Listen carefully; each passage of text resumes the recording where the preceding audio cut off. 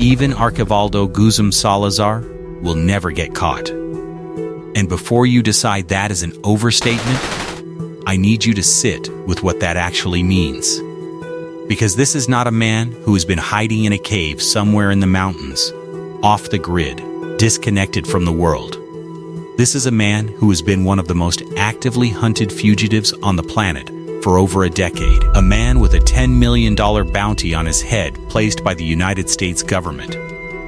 A man whose brothers have been captured, extradited, and are sitting in American federal custody right now. A man who has been indicted in multiple federal jurisdictions since 2014. And yet every single time, authorities have gotten close enough to reach out and take him. He has been gone before they could close their hand. Early 2014. Intelligence confirmed Iván Archivaldo was inside a seafood restaurant in Culiacán, Sinaloa. A joint operation involving the Mexican Army and federal security forces moved in and locked the building down. No one in. No one out. They were certain they had him. What followed was one of the most embarrassing episodes in the history of that manhunt. They searched that restaurant for over 9 hours. 9 hours inside a single building, turning over every room, every corner, every space large enough to conceal a person. And at the end of it, Iván Archivaldo was not there. He had put on a waiter's apron and walked right past the soldiers sent to capture him, walked out the door, into the street, and disappeared. That should have been impossible. It wasn't. February 2025, 11 years later. This time, the Mexican government did not send a small tactical team. They deployed thousands of soldiers, army units, National Guard, air support, the full coordinated weight of the Mexican state backed by American intelligence resources. They did not just target Iván. They dismantled his entire inner circle in a single operation. His financial operator, the man who ran the money and engineered the fentanyl network, arrested. His personal security chief, the man responsible for keeping Iván alive and free, arrested. 2 other senior commanders, arrested. The net was as tight as it had ever been. And when they finally breached the door of the safe house in the Tierra Blanca neighborhood, where Iván Archivaldo had been confirmed present just minutes before, they found the evidence of his presence, the proof that they had been right, that they had finally gotten the location correct. And they found an empty room. He was already gone, through a tunnel concealed beneath the property, out under the streets of Culiacán, and into the city before a single soldier reached the door. 2 governments, a decade of intelligence work, billions of dollars in anti-cartel operations, elite special forces units trained specifically for moments like this. And the result, every single time, is the same. But I assure you the real story here is not about failed raids or fortunate timing or men who got lucky. The real story lies in something the media never fully explains every time they run the headline about another operation that came up empty. There is a reason this keeps happening.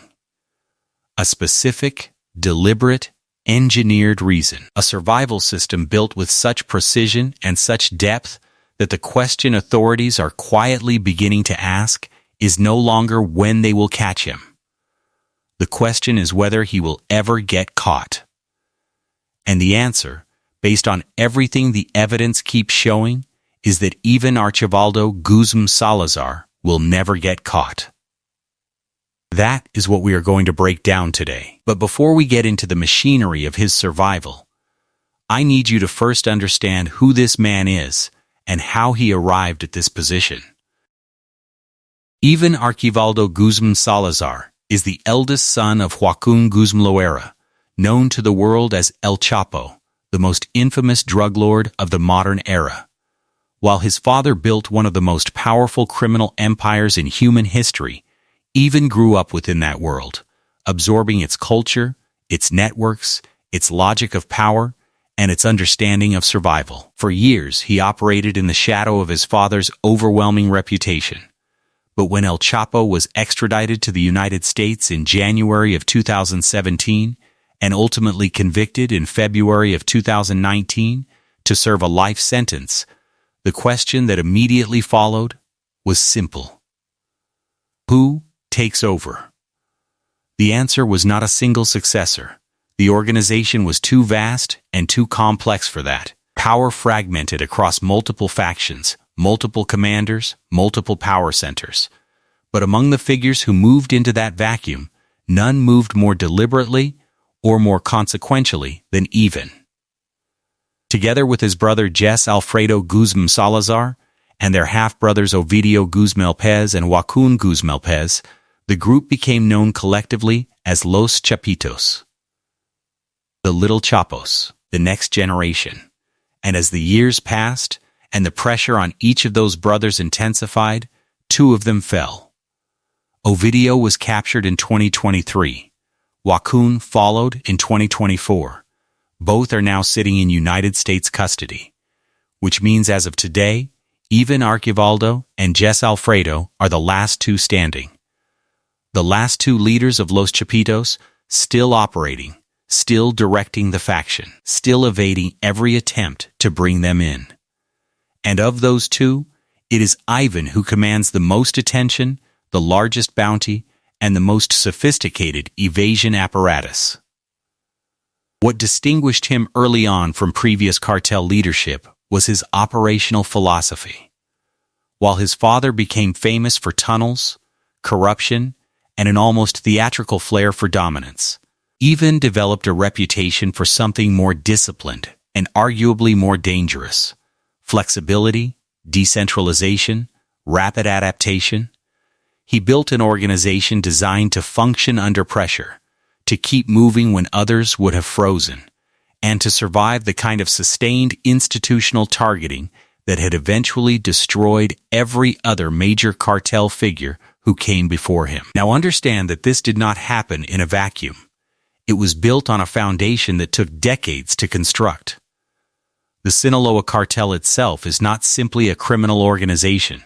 It is a transnational enterprise operating across dozens of countries, managing billions of dollars in annual revenue, maintaining diplomatic and logistical reach that rivals some national governments. It evolved through the 1980s and 1990s under figures like El Chapo and Ismael Zambada Garca, known as El Mayo, growing from a regional trafficking network into a global supply chain for narcotics.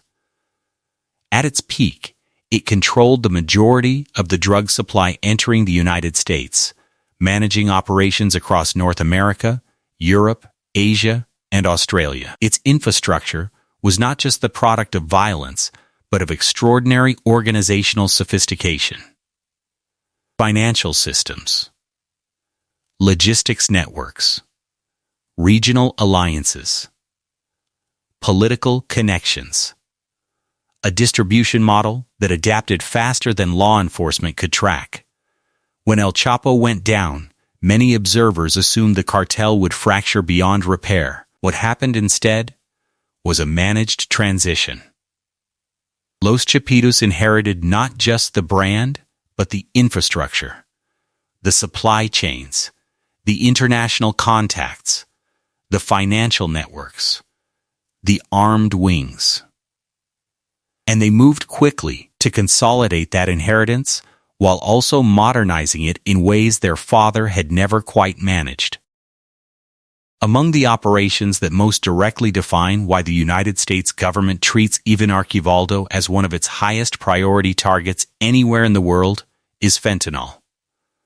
According to the U.S. Department of State, Iván shares direct leadership responsibility for coordinating fentanyl trafficking into the United States, including the sourcing of precursor chemicals shipped from China to Mexico for processing into the synthetic opioid responsible for tens of thousands of American deaths every year.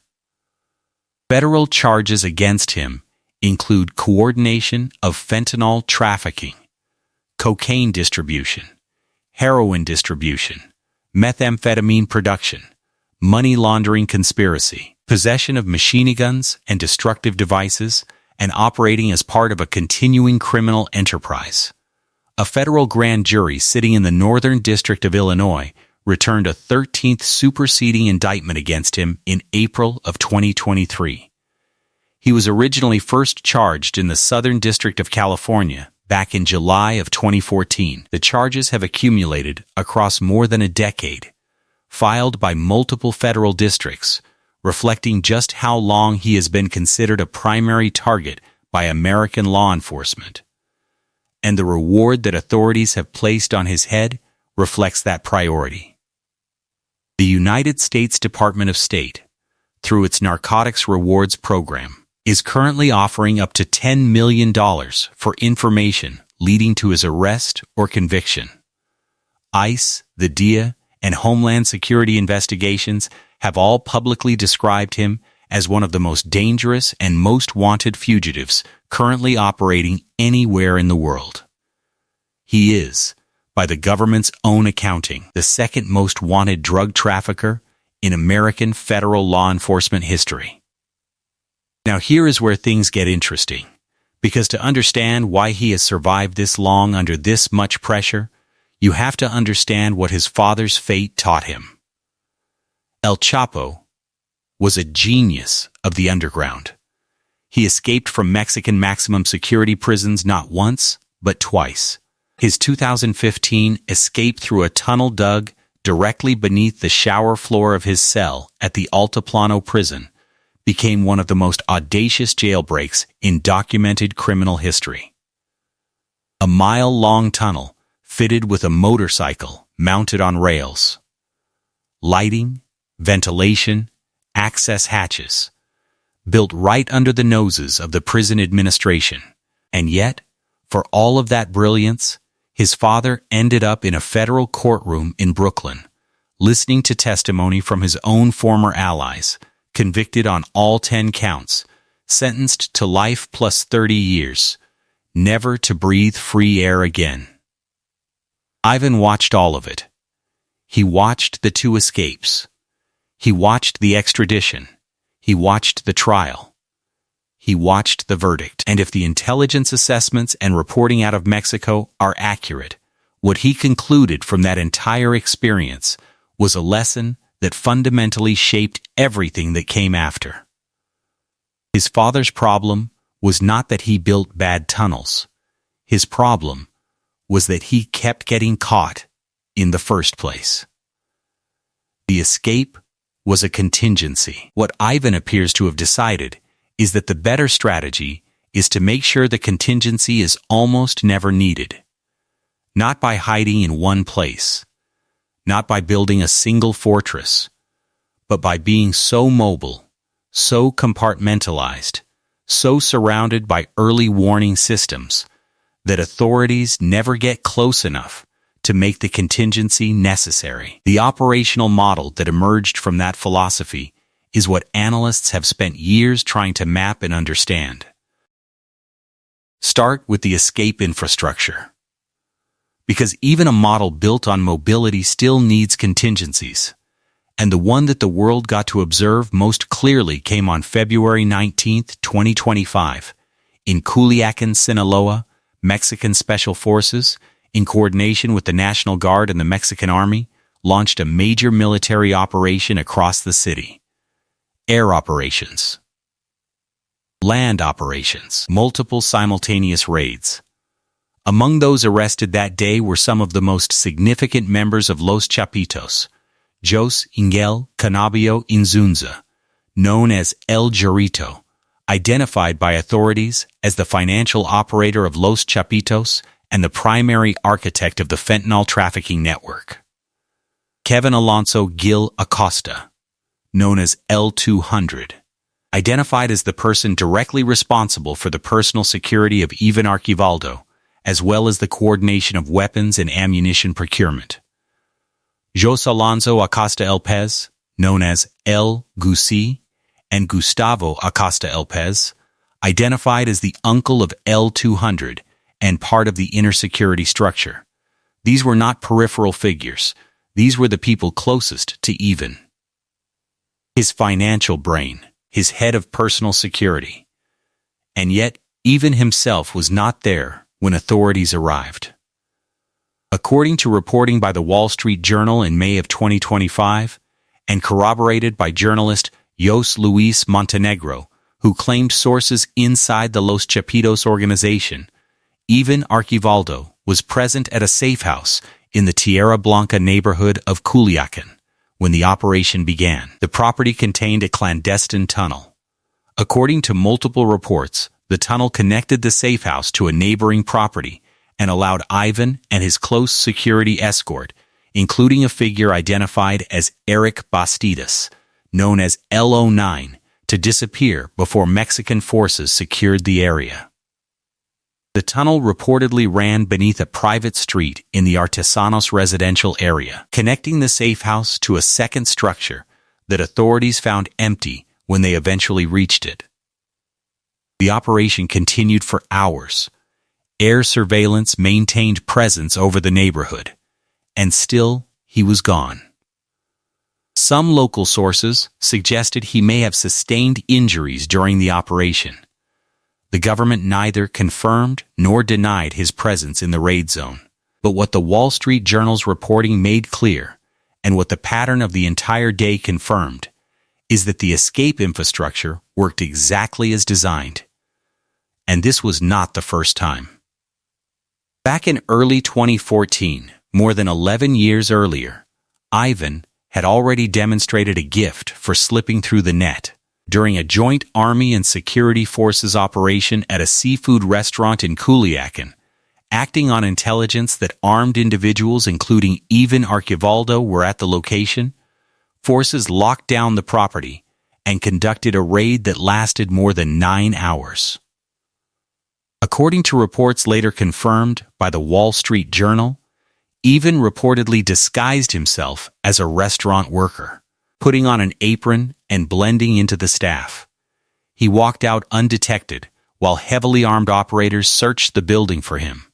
9 hours. And they never found him. 2 decades.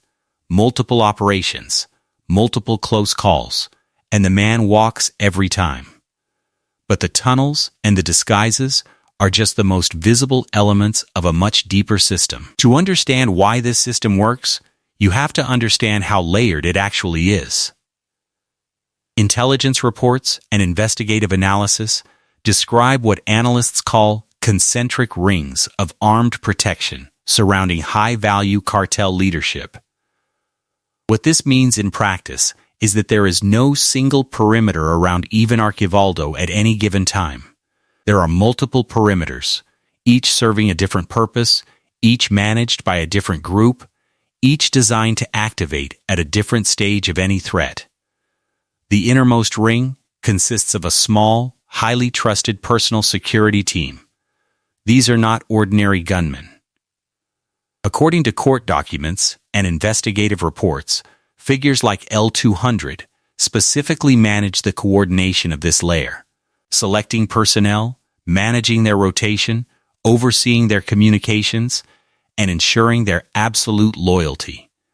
This inner ring does not just provide physical protection.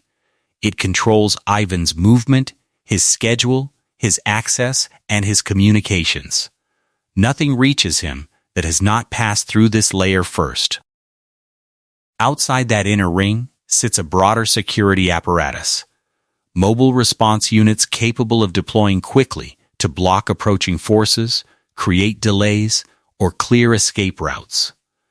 Groups that maintain overwatch on routes into whatever neighborhood or zone he happens to be operating in. Personnel stationed at key intersections, key transit points, key elevated positions with lines of sight to approaches. And then beyond that, running the intelligence layer that feeds all of it, are the halcones. The halcones, meaning hawks or lookouts, are arguably the most consequential element of the entire system from a law enforcement perspective. Thousands of individuals, by most analyst estimates, distributed across Sinaloa and beyond, whose entire function is observation and communication. They watch roads. They watch the airport. They watch bus terminals. They monitor military base activity. They pay attention to which vehicles are moving in formation. They notice when strangers appear in neighborhoods that do not normally receive outside visitors. And when they see something, they report it. Almost instantly, through encrypted messaging applications, through radio chains, through burner phones, through local word-of-mouth networks that can move information faster than some government communication systems. What this means in operational terms is that by the time a Mexican army convoy is moving toward a target neighborhood, the information that convoy is moving has often already traveled through the Halcón network and reached the people who need to act on it. Even a 10-minute warning changes the entire calculus of a raid. A 20-minute warning makes the operation almost irrelevant before it begins. And the system does not rely solely on street-level observation. U.S. federal prosecutors, in multiple indictments and sealed proceedings over the years, have alleged that cartel organizations including Los Chapitos have sought to cultivate relationships with individuals inside government and law enforcement institutions specifically to obtain advance warning of major operations. These are legal allegations presented in court proceedings, subject to judicial review and legal process.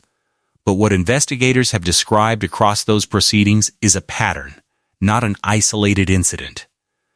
The alleged effort to penetrate official information channels is not presented as opportunistic corruption, but as a structured intelligence function.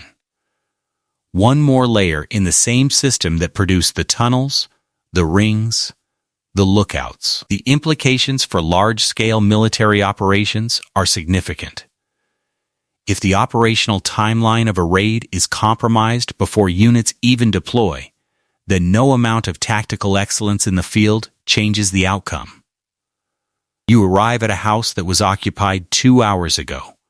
You find evidence of recent presence and no target. And the question of how he knew becomes one more unanswerable element of a manhunt that keeps producing the same result. The event that most dramatically revealed the raw operational power behind this system did not happen in 2025.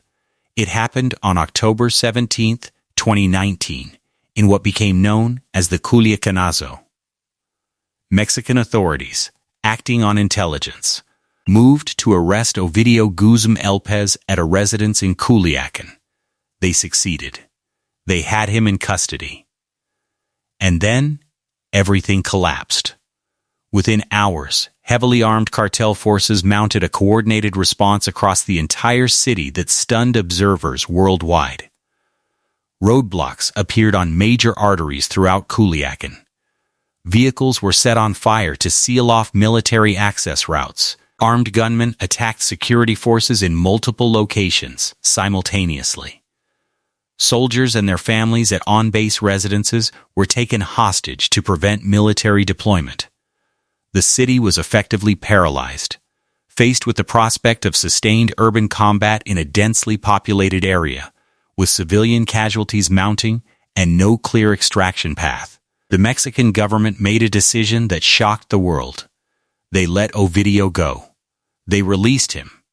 They handed him back to the people who had just demonstrated they could bring an entire Mexican city to a standstill in under 4 hours. Federal prosecutors in the United States later cited Iván Archivaldo's central role in coordinating the armed response that day as one of the basis elements in the warrant for his arrest.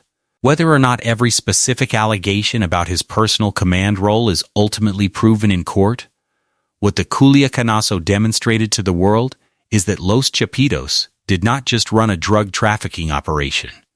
They commanded an armed force capable of offensive military-style operations against a sovereign government. That reality permanently altered how authorities thought about the risks of attempting to arrest any of the brothers.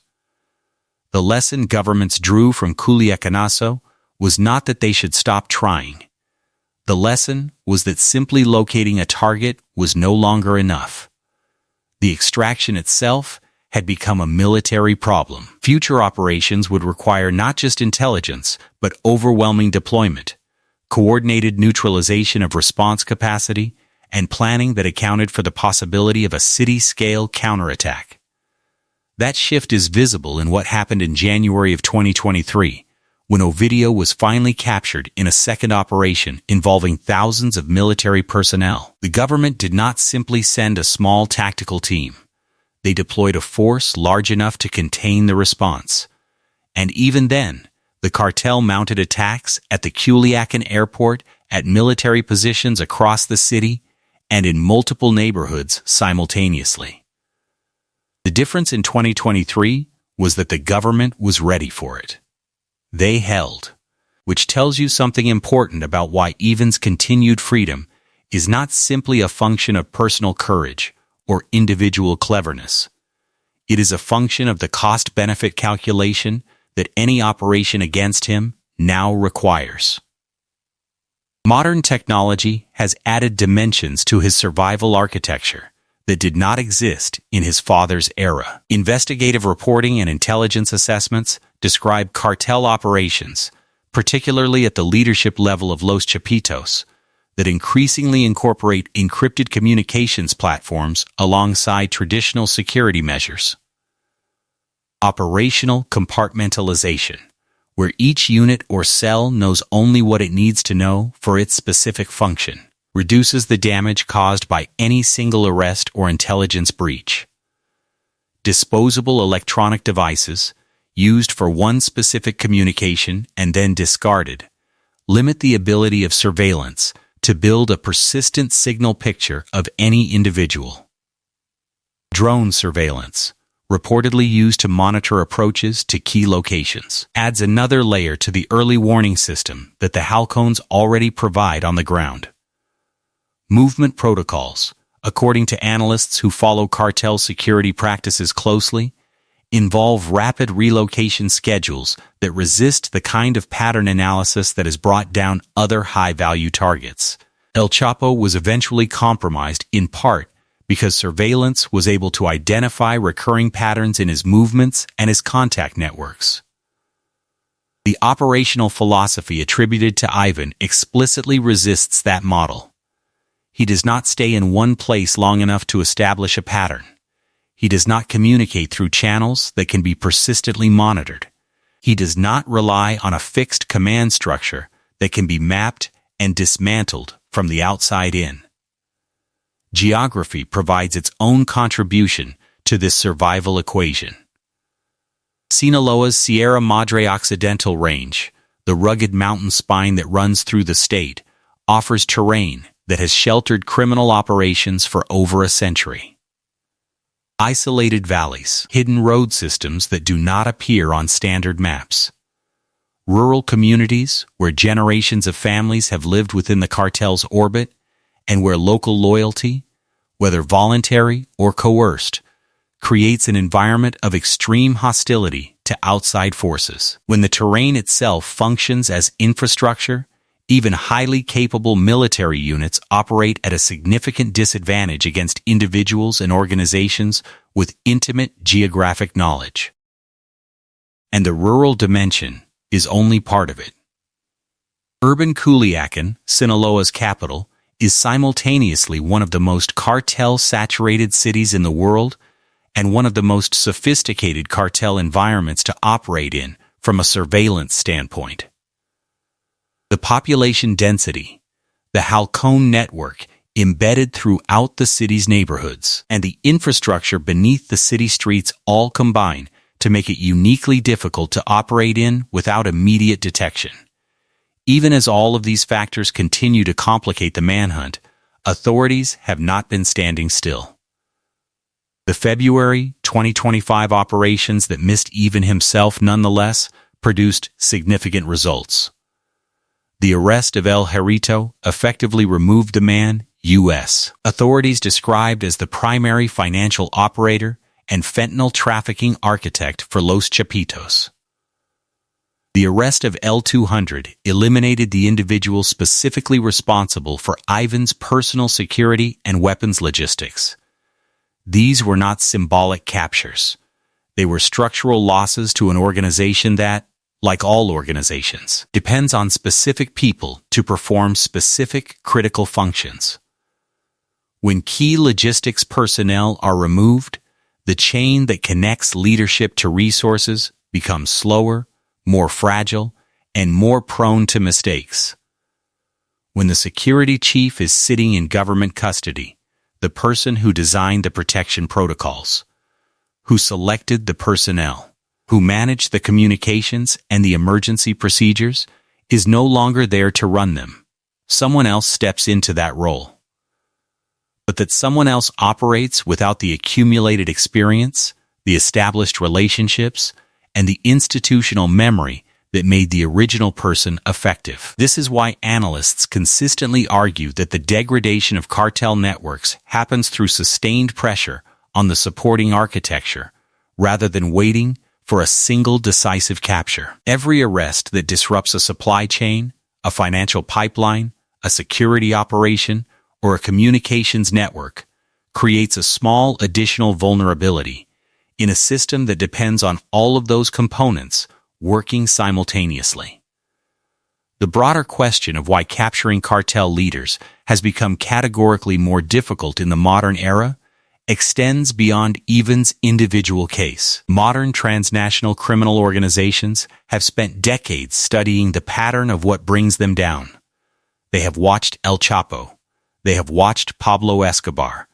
They have watched the pattern of how persistent surveillance, intelligence penetration, and financial disruption have combined over time to locate and neutralize figures who once seemed untouchable, and they have adapted their operational models accordingly. Decentralized leadership structures mean that no single arrest can cut the head off an organization that was designed not to have one critical head. Regional cells that operate semi-independently, with their own command structures, their own supply chains, their own financial systems, can absorb the loss of a central figure and continue functioning without catastrophic disruption. Succession planning, whereby multiple people at multiple levels are already positioned to step into leadership roles at a moment's notice, means that the strategic value of any single arrest is fundamentally lower than it was 20 or 30 years ago. This does not mean that capturing Iván Archivaldo would be meaningless.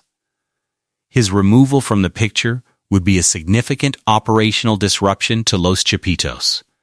It would trigger a transition period. It would create internal competition for position and resource. It would force reorganization under sustained external pressure. But it would not end Los Chapitos, and it would not end the Sinaloa cartel. The system is too distributed and too resilient for that. Compare the strategic approach attributed to Iván against what his father actually practiced, and the evolution of cartel security philosophy becomes clear. El Chapo built a personal legend on the dramatic escape. The motorcycle in the tunnel.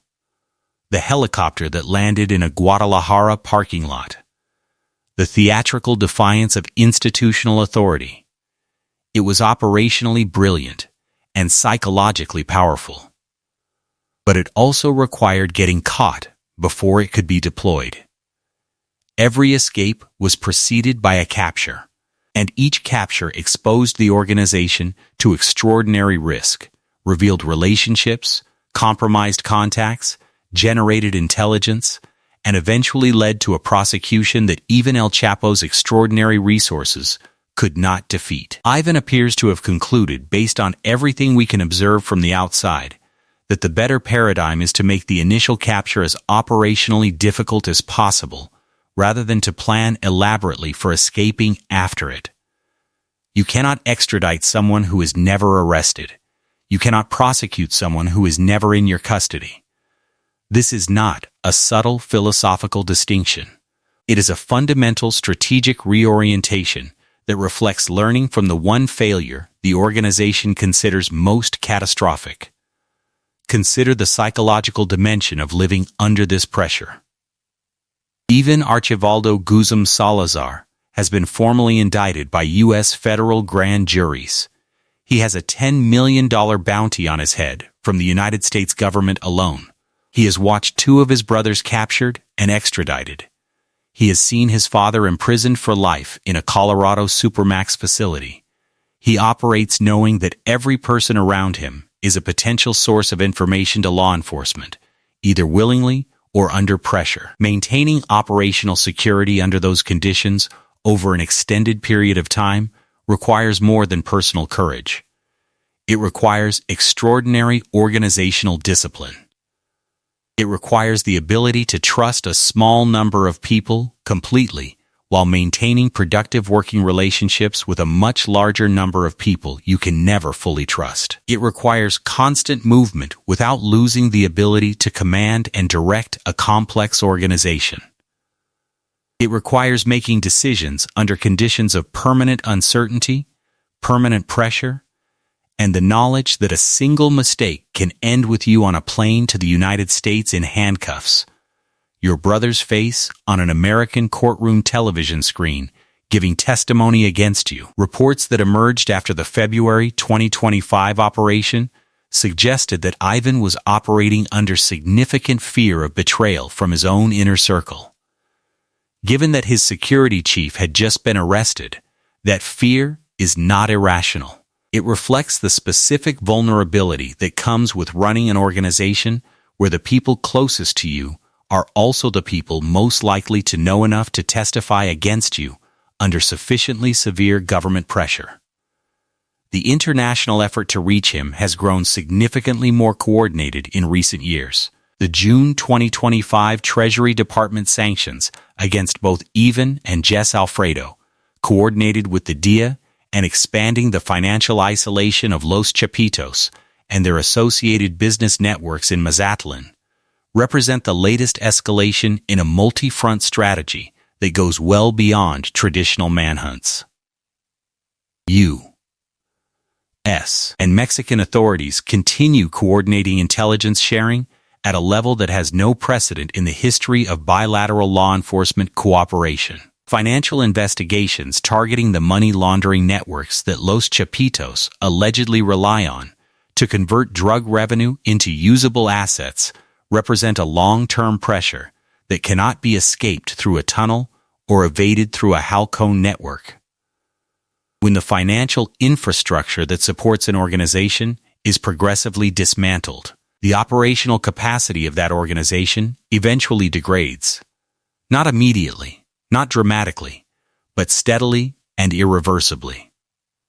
Extradition planning for Ivan, should he ever be captured in Mexico, is already a priority of U.S. federal law enforcement. The experience of watching Ovidio and Joaquin eventually reach American courts after years of presumed protection in Mexico appears to have influenced Ivan's reported decision-making, including reports from 2025 that suggested he may have considered or even executed a relocation outside Mexico to countries with more complicated extradition arrangements. Now here is something that the narrative of his near invincibility tends to obscure, because history is extremely clear on this point. The list of cartel leaders who once seemed completely beyond the reach of law enforcement is long and instructive. El Chapo himself spent years on it before Sinaloa's mountains eventually gave him up. Escobar lasted 15 months after going underground before a phone call gave away his location. Ociel Cardenas Guillen of the Gulf Cartel spent years directing operations from various hideouts before ultimately being arrested in 2003. El Mencho, the Chung leader, who has spent years atop law enforcement target lists, continues to evade capture. But no analyst outside of wishful thinking believes he is genuinely untouchable. Organizations erode. Loyalties fracture under sufficient pressure. Technologies evolve. The informant who seemed unimaginable becomes imaginable when the alternative is a decades-long prison sentence in an American federal facility. What brings these figures down, when they eventually come down, is almost never a single dramatic operational success. It is the slow accumulation of intelligence. An associate who talks. A pattern that surveillance eventually identifies. A financial transaction that creates a thread to pull. A location that was used one too many times. A communication that someone believed was secure and was not. The mechanisms of capture are almost always quieter than the mythology suggests. So why does the public perception persist so strongly that Ivan will never be caught? Part of it is the extraordinary spectacle of his survival, the restaurant disguise, the tunnel beneath Tierra Blanca, the Culiacanazo, the repeated failed operations, the Dia's $10 million bounty sitting uncollected. These are not abstract statistics. They are concrete, documented, dramatic demonstrations of a system that actually works. And they have generated a narrative of invincibility that becomes self-reinforcing. Part of it is his father's legacy. El Chapo's name carries a weight that extends beyond his actual record. The mythology of Sinaloa cartel leadership is so powerful, so deeply embedded in Mexican popular culture, in music, in television, in international media, that the sons inherit a portion of that mythological weight regardless of their own specific history. When you are El Chapito, the expectations projected onto you include a kind of supernatural capacity for escape that may exceed even the very real capabilities you actually possess. And part of it is simply the mathematics of what has happened. He has been indicted since 2014. He has been a primary target since at least that year. And he remains free. That duration is itself evidence of something extraordinary, even if the something extraordinary is an elaborate, organized system rather than an individual quality. But the perception of invincibility has its own operational consequences. It affects the willingness of potential informants to cooperate. It affects the morale of institutions pursuing him. It affects the political will required to sustain high-cost, high-risk operations in a diplomatic environment where the relationship between Mexico and the United States over cartel enforcement has always been complicated. The myth does real work on Ivan's behalf, which is itself a form of operational advantage. When you step back from the individual details of the chase, the tunnels and the lookouts and the corrupted officials and the mountain terrain, and look at what this manhunt actually represents, a different picture emerges. This is not just the story of one man hiding from the law. It is a case study in the evolution of transnational organized crime in the 21st century. The system that keeps Iván Archivaldo free is not unique to him. It is a model, a tested, refined, documented model for how a criminal organization can survive sustained institutional pressure from multiple directions across an extended period of time. The underground infrastructure, the layered security, the distributed intelligence network, the alleged penetration of official institutions, the decentralized command structure, the financial sophistication, the geographic knowledge, the technological adaptation. Each element of this system represents a lesson that criminal organizations worldwide have been absorbing and incorporating into their own operational frameworks. Law enforcement agencies understand this. The pursuit of Iván Archivaldo is not just about punishing one individual for specific criminal conduct, however serious that conduct may be. It is about whether government institutions, operating under the constraints of law, resource limitations, political complexity, and geographic reality, can develop the sustained capacity to dismantle a network that was specifically designed to defeat them. The answer to that question matters beyond Culiacan. It matters everywhere that transnational criminal organizations operate and everywhere that governments are trying to stop them. The underground tunnels can be mapped, The lookout networks can be disrupted by removing their members. The financial infrastructure can be traced, sanctioned, and frozen. The communications can be monitored, intercepted, and analyzed. The inner circle, as February 2025 demonstrated, can be arrested one at a time until the protective architecture around a fugitive becomes thin enough that what once seemed impossible becomes inevitable. History has proven this repeatedly. The mechanisms of capture are there. The question is always time. Iván Archivaldo Guzmán Salazar remains free today. He has a $10 million bounty. He has federal indictments from multiple American districts. He has watched the men closest to him taken away in handcuffs. He reportedly escaped through a tunnel while his city was locked down by the Mexican army. And by every account available to the public, he is still out there, still directing, still operating, still moving. Many observers believe, with some justification, that he will never be caught. The system is too sophisticated. The territory is too familiar. The institutional advantages are too significant. The cost of an operation sufficient to actually secure him is too high. But the history of organized crime does not support the idea of permanent invincibility. It supports the idea of time. Ovidio lasted years before he didn't. Joaquin lasted years before he didn't. El Chapo lasted decades before he didn't. And in every one of those cases, the moment of capture came from somewhere that the fugitive did not see coming. An informant. A phone signal, a safe house used one too many times.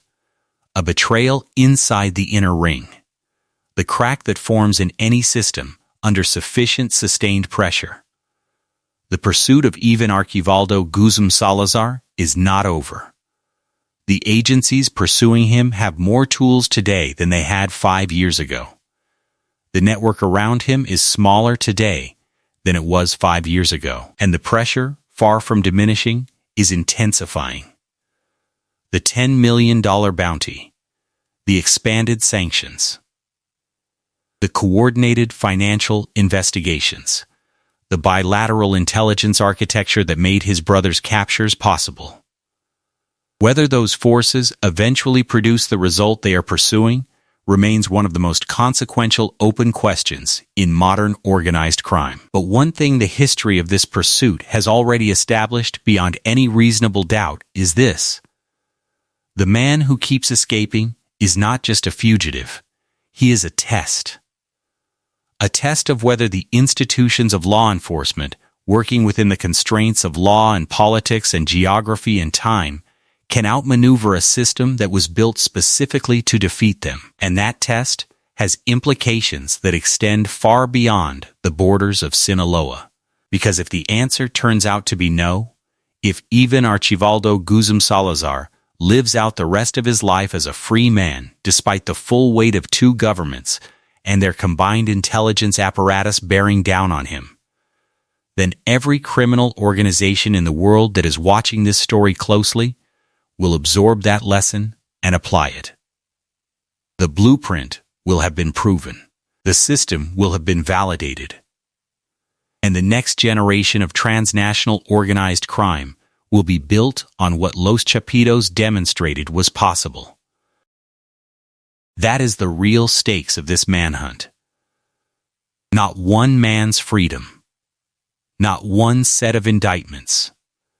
Not even the fentanyl pipeline that has killed more Americans than any other drug in history, but whether the architecture of organized criminal survival that Iván Archivaldo helped engineer and refine over more than a decade of sustained pressure can permanently outpace the institutional capacity of governments to respond to it. Whether a system built with enough intelligence, enough infrastructure, enough layered protection, and enough discipline can simply outlast the political will and the operational resources required to dismantle it. The tunnel in Tierra Blanca was not just an escape route, it was a statement. A demonstration, proof of concept, delivered in real time against the full weight of the Mexican army and the National Guard, and the intelligence apparatus of the United States government watching from above. And the statement, until the day someone proves otherwise, remains unanswered. The test is still running, the pressure is still building, and the world, whether it wants to admit it or not, is still watching to see who blinks first. Every operation that ends without him in handcuffs is another data point in the same direction. So far, across more than a decade of trying, it has not been him. And nothing on the horizon suggests that is about to change.